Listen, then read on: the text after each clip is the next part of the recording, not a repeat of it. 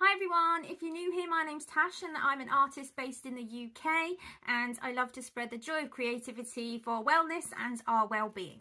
So to do that, every day I post some kind of activity that you can do at home, and it has a theme. Every week has a theme. So far we've had a lizard, we've had panda, we've had leaf, and this week I pulled out citrus slice. So I'll show you the pack that you can get down from my website that you can download and print. So there's lots of great citrus themed, citrus slice themed colouring sheets for you to have a go at.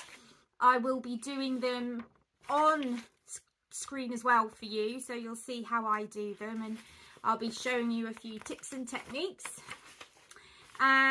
Some of them are more detailed than others, but that's fine. You can choose what day you're in the mood for detail or not. And then there's some learn to draw sheets. They're all grid method. It's just getting you used to the idea of observation. Some of you may think, well, actually, I can just have a go at that in my sketchbook anyway. I do love a bit of scrapbooking too. So that's what is available for you online. I'm going to quickly pop it on the website for you if you want to download that and be ready for this week. There will be lots of other things. It won't be just that, but I will intermingle that in a little bit.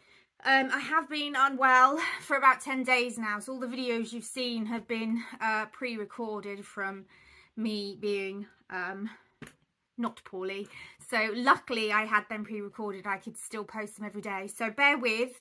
I'll just be posting this video today, and then hopefully I can start all the daily activities again as from tomorrow. So we'll be back on track again, and then I'll have to kind of catch up and get some pre-recorded.